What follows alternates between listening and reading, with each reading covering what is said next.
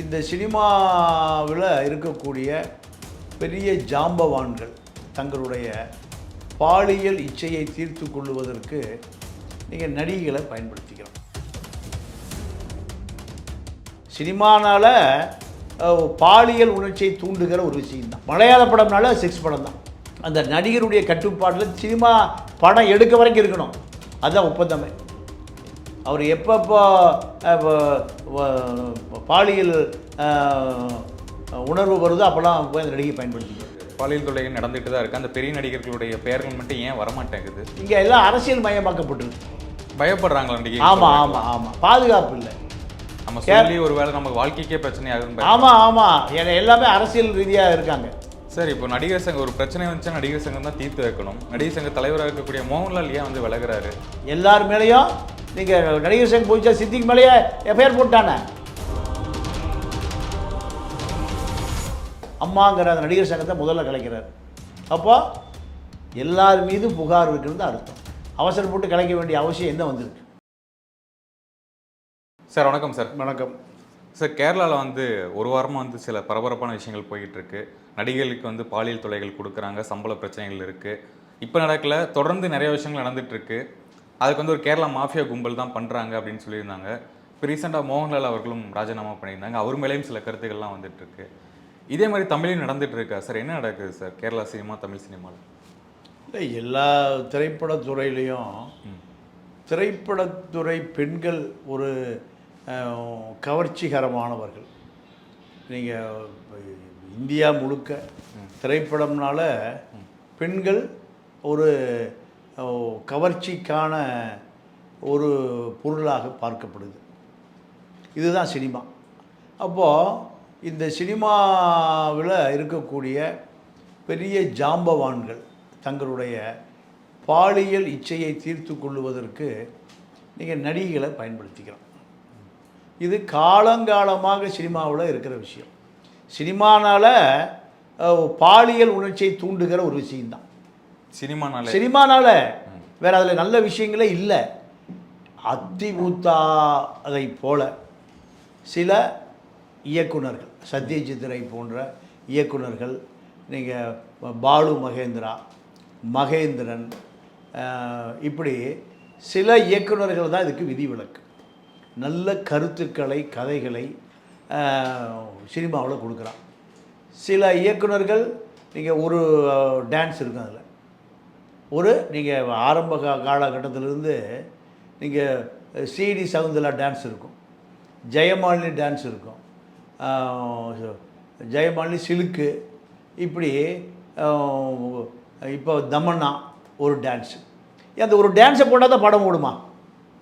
கருத்துக்களுக்காக கதை சொல்ல வேண்டியதுதான் திரைப்படமே தவிர, கவர்ச்சி என்பது சினிமா பார்க்க போகிறவனுடைய உணர்ச்சிகளை தூண்டி பாலியல் வக்கிரமங்களை பதிவு செய்யக்கூடியது தான் சினிமாவாக இருந்தது. நீங்கள் ஒரு 25-30 வருடங்களுக்கு முன்பு மலையாள படம்னால செக்ஸ் படம் தான். மலையாள படம்னால செக்ஸ் படம் தான். கேடி குஞ்சுமோன் பல பிரபலங்களை எடுத்த குஞ்சுமோனு கேரளாவில் அவர் ஒரு செக்ஸ் ஃபிலிம் எடுக்கிறவர் தான். அவர் கம்பெனிக்கு பேரை குட் நைட் ஃபிலிம்ஸ் தான். இதுதான் குஞ்சுமோனுடைய அடையாளம். அப்போது தமிழாகட்டும், தெலுங்காகட்டும், கன்னடமாகட்டும், இந்தி ஆகட்டும், அங்கே எல்லாமே பாலியல் சீண்டல்கள் என்பது ஒத்துக்கொண்டு ஒரு வகை, ஒத்துக்கொள்ள மறுப்பது ஒரு வகை. இதில் 2 வகையுமே அங்கே எல்லா சினிமா உலகத்துலேயும் தவிர்க்க முடியாது. இது இப்போ நாளடைவில் என்ன நடக்குதுன்னு கேட்டிங்கன்னா, திரைப்பட உலகத்துக்கு வசதி படைத்த பெண்களும் படித்த பெண்களும் வந்ததுக்கு பிறகு இது சர்ச்சையாக மாறுது. ஒரு புகழ்பெற்ற படிக்காத பெண்கள்லாம் இருக்கும்போது இந்த பிரச்சனைகள் வரல, அப்படி எடுத்துக்கலாம். இல்லை, படிக்காத பெண்கள் இருக்கும்போது இந்த பிரச்சனை அதிகமாக இருந்தது. படிக்காத, நீங்கள் அரசியல் தெரியாத பெண்கள் இருந்த காலத்தில் இது அதிகமாக இருந்தது. அவர்களுக்கு போக்கிடமே இல்லை. இப்போது ஹியூமன் ரைட்ஸ்னு ஒன்று விஷயம் இருக்குது. இப்போ காவல்துறைக்கு மித்ரான்னு ஒரு நடிகை, கேரளாவில் ஒரு நடிகை முகேஷ் படத்தில் புக் பண்ணியிருக்காரு, அந்த மேற்கு வங்காள நடிகையை. அந்த அம்மா வந்து நடிக்கும்போது இதே ஒரு பாலியல் அழுத்தம், பாலியல் தொந்தரவு. அந்த அம்மா படத்தில் பாதி விட்டுட்டு கிளம்பி கல்கட்டா போயிடுச்சு. கல்கட்டா போய் கல்கட்டா கமிஷனருக்கு மெயிலில் புகார் அனுப்பியிருக்கு. இதெல்லாம் ஒரு 25-30 வருஷத்துக்கு முந்தி இந்த அளவுக்கு நடிகைகளுக்கு விழிப்புணர்வு இல்லை. பல நடிகைகள் அந்த நடிகருடைய கட்டுப்பாட்டில் சினிமா படம் எடுக்க வரைக்கும் இருக்கணும், அதுதான் ஒப்பந்தமே.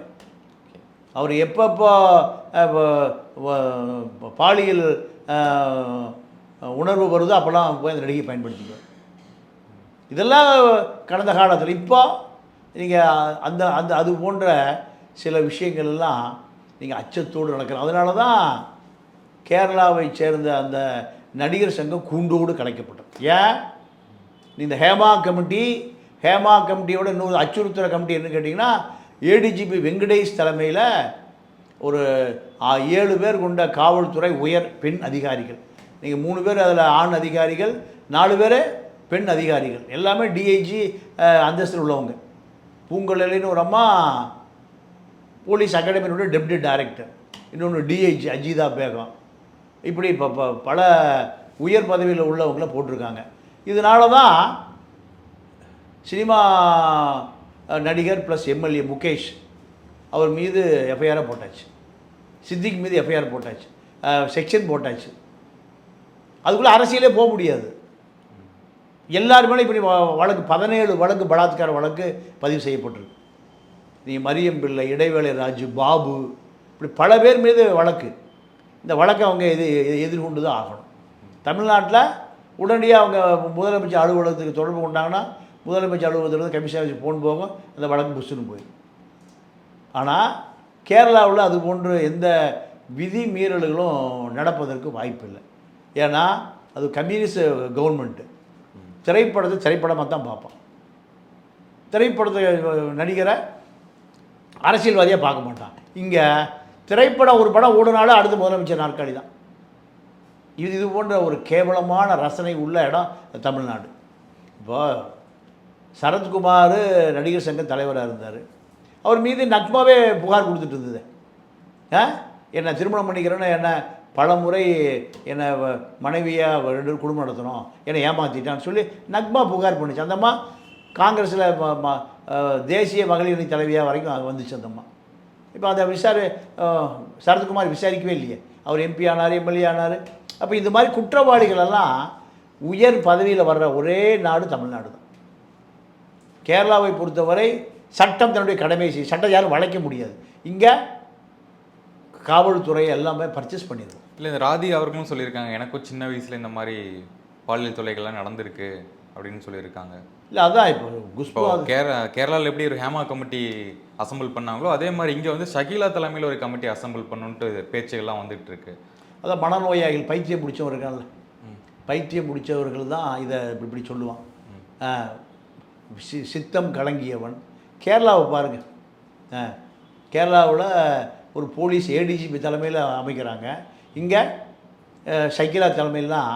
இப்போ இந்த நாடு எவ்வளோ கேவலமாக இருக்குன்னு பாருங்கள். நான் ஷகிலாவை சொல்ல விரும்பலை. சட்டம் தெரியணும், காவல்துறையில் பணியாற்றி இருக்கணும், நீதிபதியாக பணியாற்றி இருக்கணும். இதெல்லாம் தெரிஞ்சால் தானே விசாரித்து வழக்கை பதிவு பண்ண முடியும். ஷகீலாவும் குஷ்பும் ராதிகாவும் இது எப்படி சட்டப்படி நடவடிக்கை எடுப்பாங்க? அப்போ இது சொல்கிறான்னா அவன் எப்படி எவ்வளோ மனநோயாளியாக இருப்பான்னு பாருங்கள். இது இந்த விஷயத்தை இது எப்படி எடுக்கிறதுனா இதை கேவலப்படுத்துவதற்கு சமம்.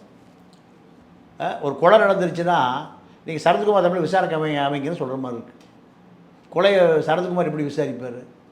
சினிமாக்காரன் செத்து போயிட்டான், ஒரு கொலை நடந்துருச்சுன்னா ராஜாரவி தலைமையில் கமிட்டி அமைங்கன்னு சொன்னால் சரியாக இருக்குமா?